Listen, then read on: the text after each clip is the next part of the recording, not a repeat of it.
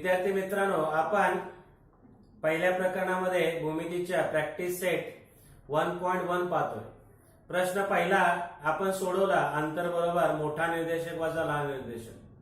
प्रश्न दुसराही सेम आहे, काही वेगळं नाही, फक्त संख्या रेषा दिली नाही, त्यांनी डायरेक्ट तुम्हाला कोऑर्डिनेट दिले.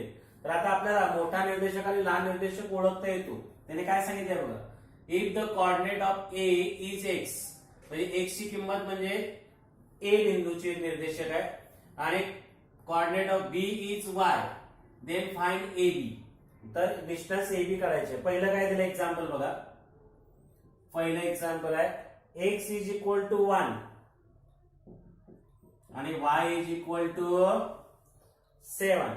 मग आता तुम्हाला डिस्टन्स ए बी काढायचे, म्हणजे पहिल्यांदा काय करणार आहे, ए चा निर्देशक आणि बी चा निर्देशक. लक्षात ठेवा, ए चा निर्देशक म्हणजेच काय रे, एक्स, आणि बी चा निर्देशक म्हणजे काय रे, वाय. म्हणजे एक्स म्हणजे ए चा निर्देशक आणि वाय म्हणजे बी चा निर्देशक.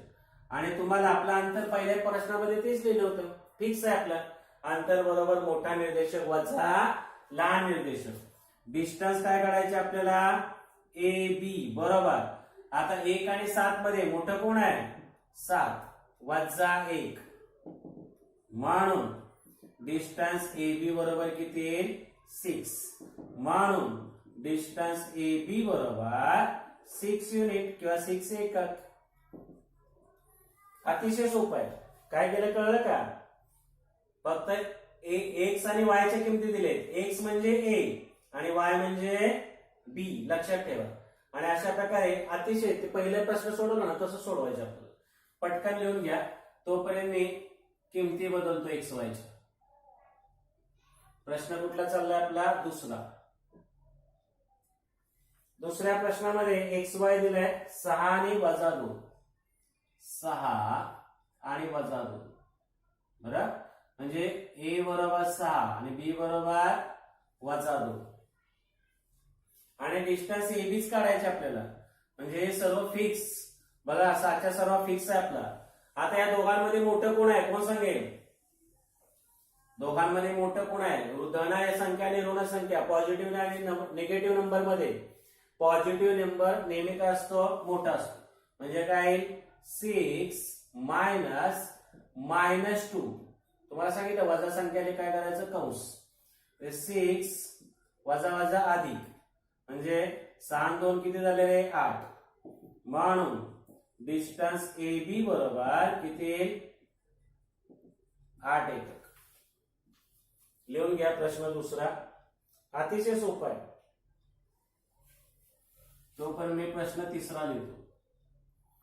बघा, फक्त रिकाम्या जागा बदलायच्या आहे, काही करायचं नाही. फक्त तुम्हाला याच्यामध्ये एकच गोष्ट कळली पाहिजे, मोठा निर्देशक आणि लहान निर्देशक, बाकी काही विशेष नाही. एक्स बरोबर -3 आणि वाय बरोबर दिलाय 7. एक्स म्हणजे ए आहे आपला आणि वाय म्हणजे बी आहे. सूत्र आपलं फिक्स. डिस्टन्स ए बी बरोबर काय येईल, मोठा निर्देशक काय येईल, 7 मायनस -3. कारण पॉझिटिव्ह निगेटिव्ह मध्ये ओळखणं खूप सोपं आहे. फक्त दोन्ही निगेटिव्ह असतील तर लक्षात ठेवा. 7 + 3 वजा वजा आधी म्हणजे काय, 7 आणि 3 10, म्हणजे किती येईल, 10 एकक. अतिशय सोपं आहे. सॉरी, लिहून घ्या. तोपर्यंत मी पुढचा प्रश्न लिहितो. कुठला आपला, चौथा.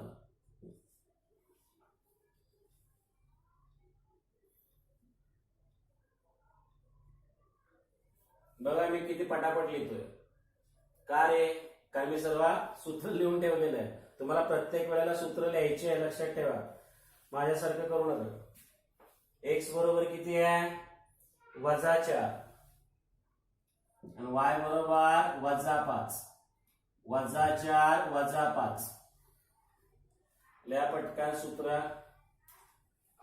अंतर बरोबर मोठा निर्देशक वजा लहान निर्देशक. आणि इथे चूक होण्याची शक्यता, वजा 5 मोठे लिहिले तर काय होणार तुम्हाला माहिती आहे, अंतर ऋण येणार. त्या दोघांमध्ये मोठं कोण आहे रे, आता इथे संख्या रेषा नाही, त्यामुळे उजवा डावात नाही, म्हणजे तो तुम्हाला ओळखता यायला पाहिजे. लक्षात ठेवा, मोठी संख्या मात्र चिन्ह वजा असेल तर ती लहान होते. म्हणजे या दोघांमध्ये मोठं कोण आहे रे? कोण मोठं आहे सांगा? -4 ग्रेटर दॅन -5. कोण मोठा आहे दोघांमध्ये? -4 आहेत. लक्षात ठेवा. मग इथे -4 -5 हे -4 वजाचा आधी. मग 5तून 4 गेले किती राहील? 1. म्हणजे 1 एकक. कळतंय? लक्षात ठेवा. आणि समजा चुकून तुम्ही पुढे लिहिलंच तर उत्तर तुमचं वजा येणार आहे. आणि आपलं फिक्स झालंय काय?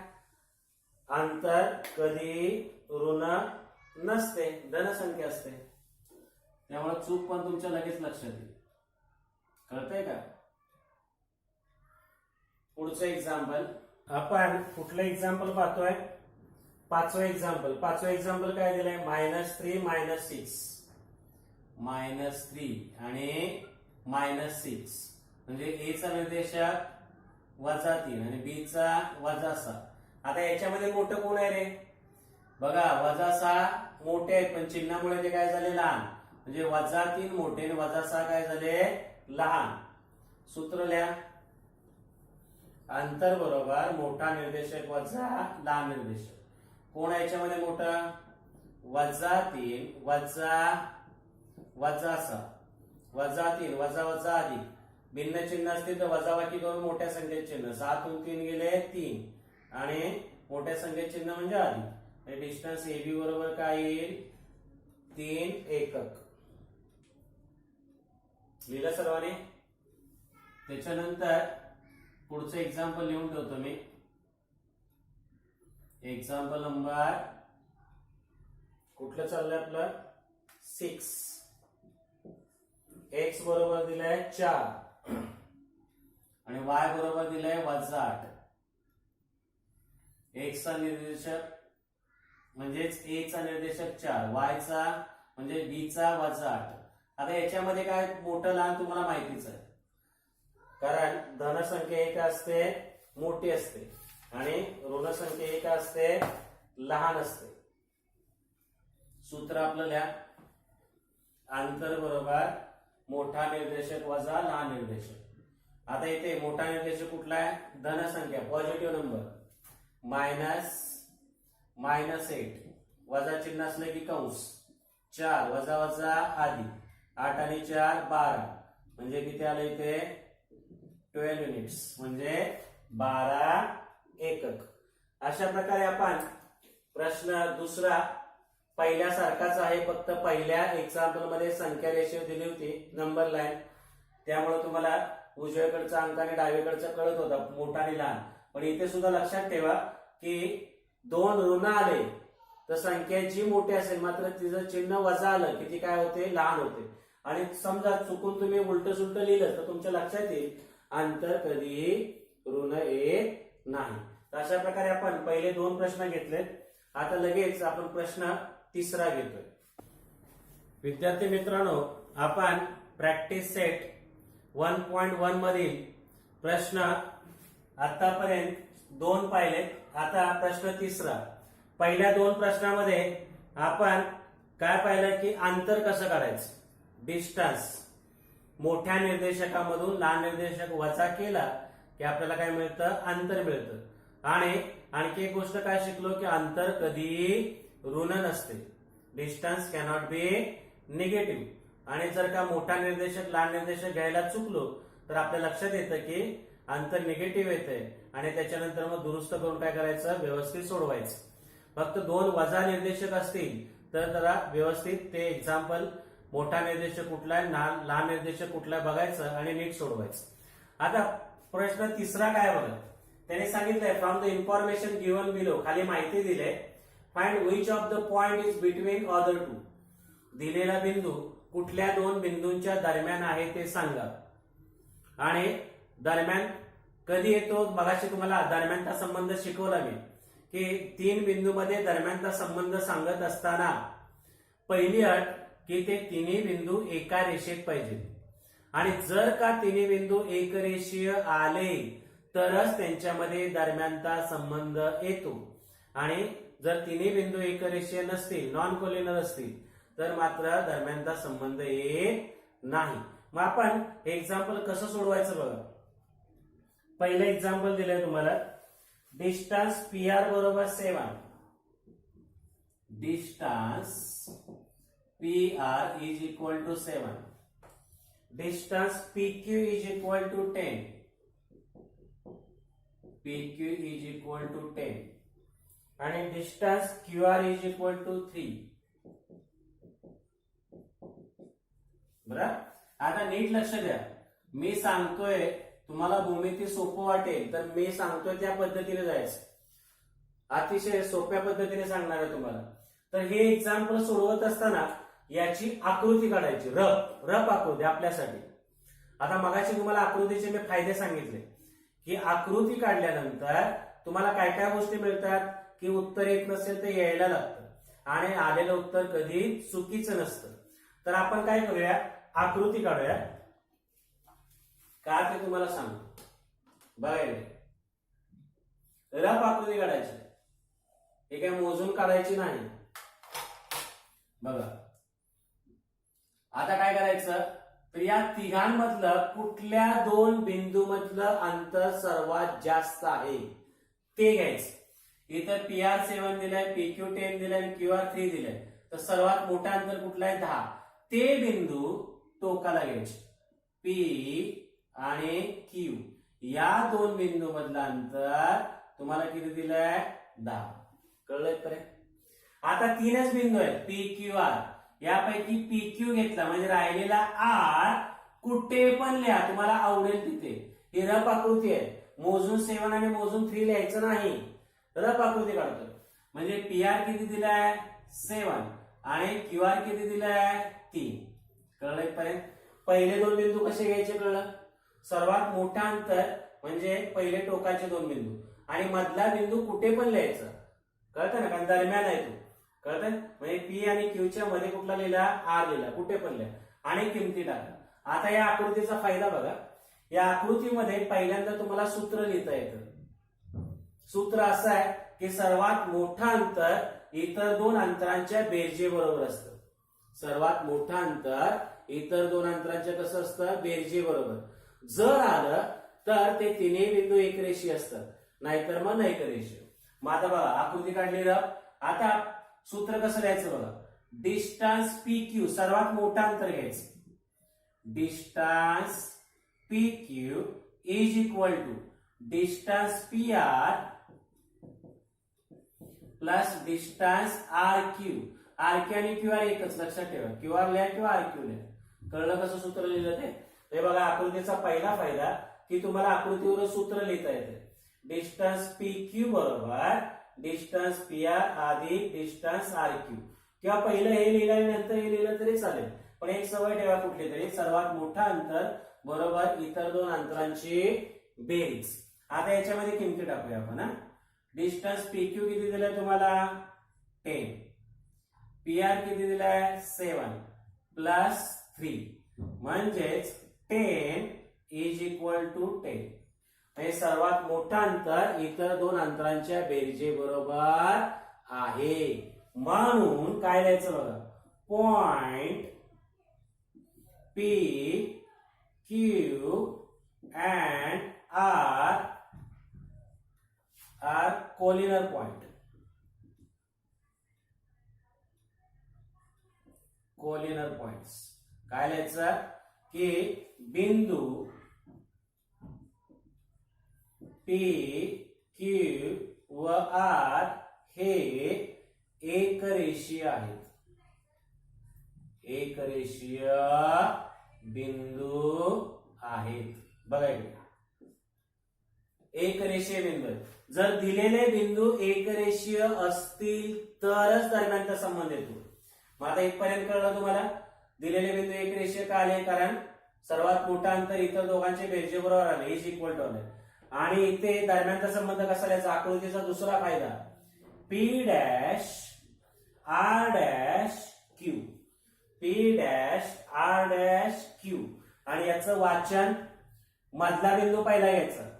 Point R is between point P and point Q. म्हणजे कसं लिहायचं, बिंदू R हा बिंदू P व बिंदू Q यांच्या काय आहे, दरम्यान आहे, दरम्यान आहे. कळतंय का बघा. अतिशय आकृतीचे फायदे अतिशय सोप्या पद्धतीने सांगितले. अंतर देतील, सर्वात मोठा अंतर घ्यायचं, राहिलेला बिंदू मध्ये कुठे पण लिहायचा, रफ आकृती आहे, किमती टाकायच्या. सर्वात मोठा अंतर बरोबर इतर दोन अंतरांची बेरीज, दोन्ही जर सारखे आले इज इक्वल टू, तर दिलेले बिंदू एकरेषीय आहेत आणि आकृतीवरून दरम्यानचा संबंध लिहायचा. P नंतर R नंतर Q, P dash R dash Q. याचं वाचन कसं करतात, P dash R dash Q. आणि लिहिताना point R is between point P and Q. हे बिंदू R हा बिंदू P व बिंदू Q यांच्या काय आहे, दरम्यान आहे. कळतंय का. Points PQR are collinear points. कळेपर्यंत अतिशय सोपं आहे. फक्त आकृती काढायची आणि आकृतीवरून सोडवायचं. लिहा पटपट, तोपर्यंत मी दुसरा प्रश्न लिहितो. एक्झाम्पल नंबर 2 बघा.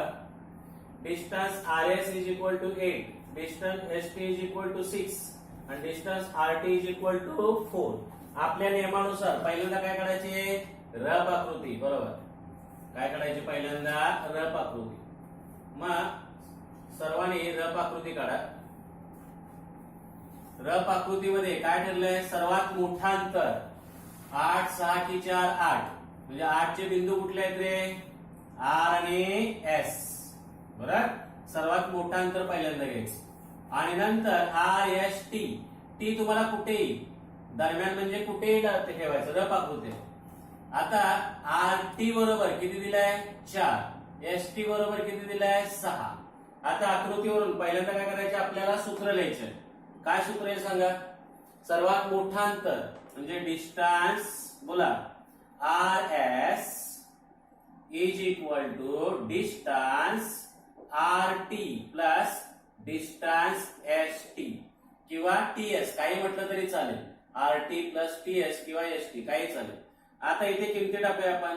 RS किती आले रे, 8 इज इक्वल टू, हे किती दिले, RT 4 आणि ST किती दिले, 6.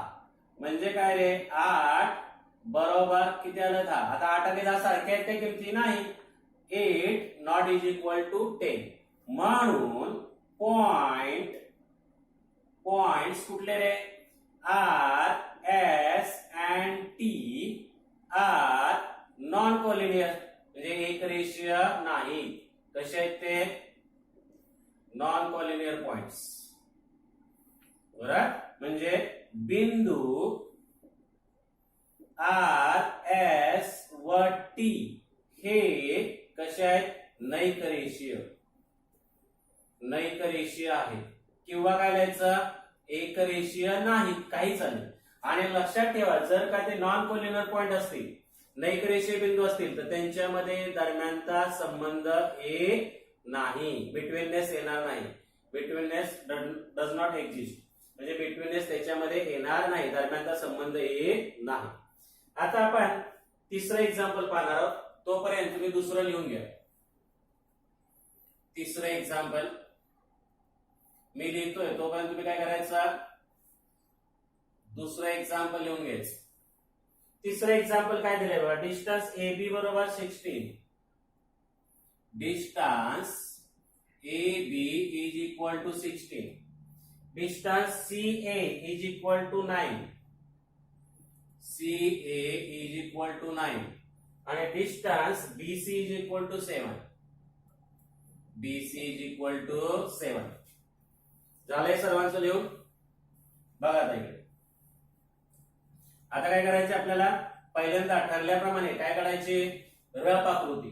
रफ आकृतीमध्ये सर्वात मोठा अंतर कुठला आहे, 16, म्हणजे इथे कुठले बिंदू येणार, A आणि B. बघा, मी सर्वात मोठा अंतर पहिल्यांदा घेतोय, कळतंय, A B. आणि मध्ये C बिंदू कुठे येईल, आवडेल तिथे, कारण तो दरम्यान आहे.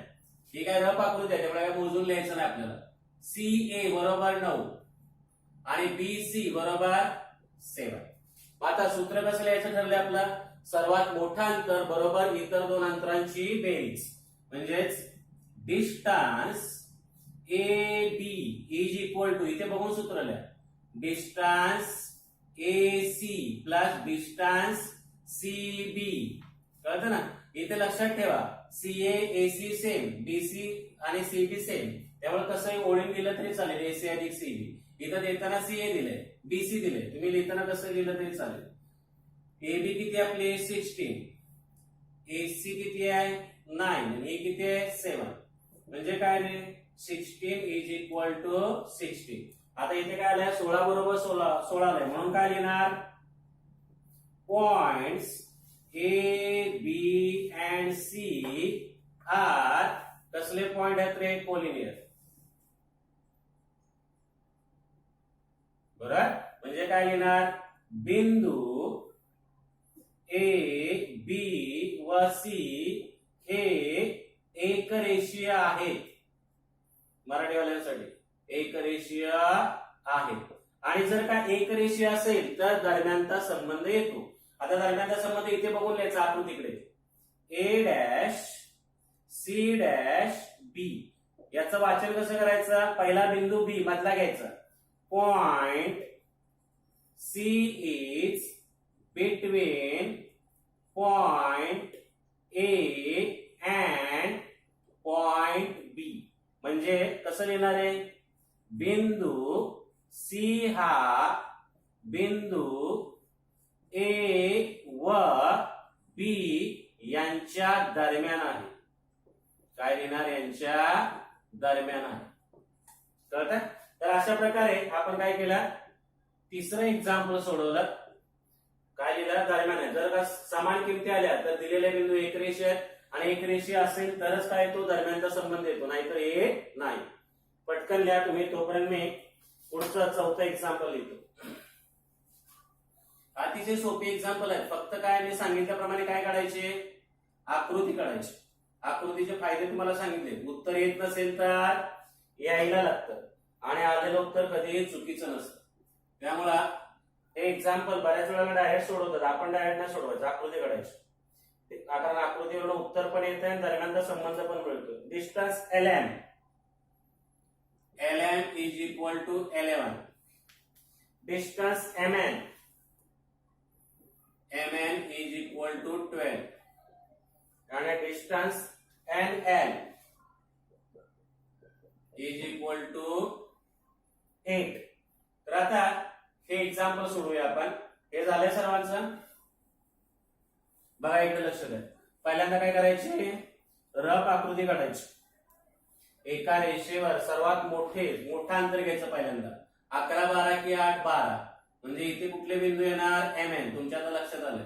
सर्वात मोठा अंतर पहिल्यांदा घ्यायचं, आणि राहिलेला बिंदू L कुठे पण लिहायचा, दरम्यान म्हणजे कुठे पण. LM किती दिलंय 11, आणि NL किती दिलंय 8. लक्षात ठेवा, उलट सुलट देतात, पण लिहिताना आपण सरळ लिहितो.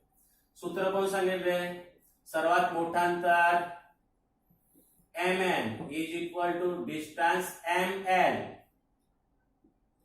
Plus distance LN. बरोबर.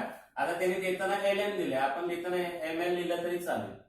डिस्टन्स MN किती आहे 12, 11 अधिक 8 म्हणून 12 नॉट इज इक्वल टू काय ना 19. 18 आणि 19 दोन्ही सारखे आहेत का, नाही. म्हणून काय लिहिणार आहे, points L, M and N are non-collinear points. म्हणजेच काय रे, बिंदू L, M व N हे एकरेषीय नाहीत. म्हणजेच काय रे, नैकरेषीय आहेत. आणि जर का बिंदू एका रेषेत नसतील तर दरम्यानचा संबंध येत नाही. पुढचं एक्झाम्पल बघण्या अगोदर तुम्ही एक्झाम्पल लिहून घ्या.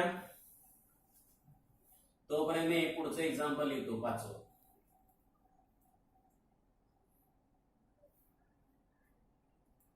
लिहिलं सर्वांनी.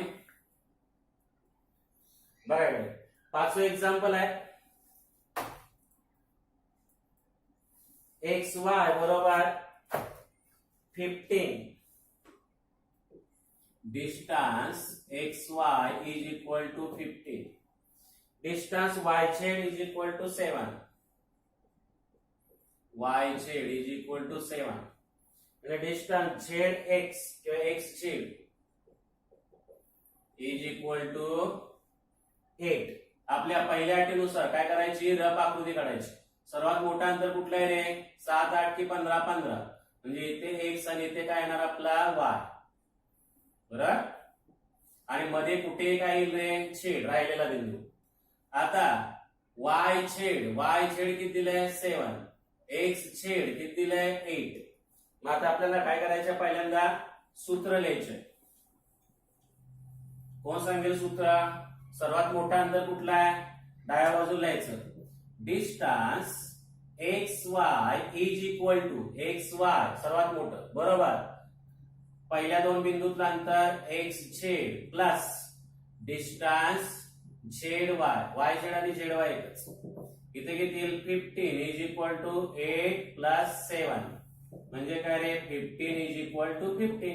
दोन्ही किमती काय आल्या, सारख्या आल्या ना. म्हणून काय लिहिणार तुम्ही, points X Y and Z are collinear points. म्हणजे कसे आहेत, एकरेषीय. बिंदू एक्स वाय व झेड हे एकरेषीय आहेत. काय आहे, एकरेषीय आहे. आता एकरेषीय असतील तर काय येतो त्यांच्यामध्ये, दरम्यानचा संबंध. दरम्यानचा संबंध आकृतीवरून लिहायचा. एक्स झेड आणि वाय. म्हणजे याचं वाचन कसं येईल, एक्स डॅश व झेड डॅश वाय. म्हणजे पहिला मधला बिंदू घ्यायचा. Point Z is between point x and point काय येईल, वाय. बरं. मराठीवाले कसे लिहिणार, बिंदू झेड हा बिंदू एक्स व वाय यांच्या काय आहे, दरम्यान आहे. काय लिहायचं, यांच्या दरम्यान आहे. कळलं इथपर्यंत. अतिशय सोपी एक्झाम्पल आहे, तुम्ही आकृती काढली की व्यवस्थित येणार. आणि यातलं शेवटचं एक्झाम्पल बघा, 6वं. यातला शेवटचं एक्झाम्पल 6वं एक्झाम्पल बघा काय आहे ते. तोपर्यंत हे मी एक्झाम्पल लिहितो. 6वं एक्झाम्पल आहे, distance D E is equal to 5. Distance D E is equal to 5. Distance E F is equal to 8. Distance E F is equal to 8. आणि distance D F is equal to 6. D F is equal to 6. सर्वात मोठा अंतर कुठला आहे रे, EF किती दिलाय 8. बघा किती सोपं आहे. आता मध्ये कुठला बिंदू येणार, डी. कुठे पण लिहायचं. डीई किती दिलाय 5. डीएफ किती दिलाय 6. बरोबर. हे झालं सर्वांचं लिहून. आता सूत्र तयार करता यायला पाहिजे. सूत्र कसं तयार करतो आपण, सर्वात मोठा अंतर डाव्या बाजूला. काय सर्वात मोठा अंतर, distance E F is equal to distance E D plus distance D F. आता इथे किती आहे, 8 is equal to 5 plus 6. 8 is equal to 7 5 11. इथे काय येईल, not is equal to 8 not is equal to 11. म्हणून काय लिहिणार, points D E and F are non collinear. म्हणजेच काय रे, बिंदू डी ई व एफ हे कसे आहेत, एकरेषीय आहेत किंवा नैकरेषीय आहेत. नैकरेषीय आहे. आणि जर का नैकरेषीय असतील तर यांच्यामध्ये काय होणार आहे रे, दरम्यानचा संबंध बिटवीननेस येणार नाही. अशा प्रकारे आपली प्रश्न तिसऱ्या मधले 6 एक्झाम्पल झाले. सॉरी. याच्यानंतर आपण पुढचा एक्झाम्पल पाहणार आहोत. Example number 4.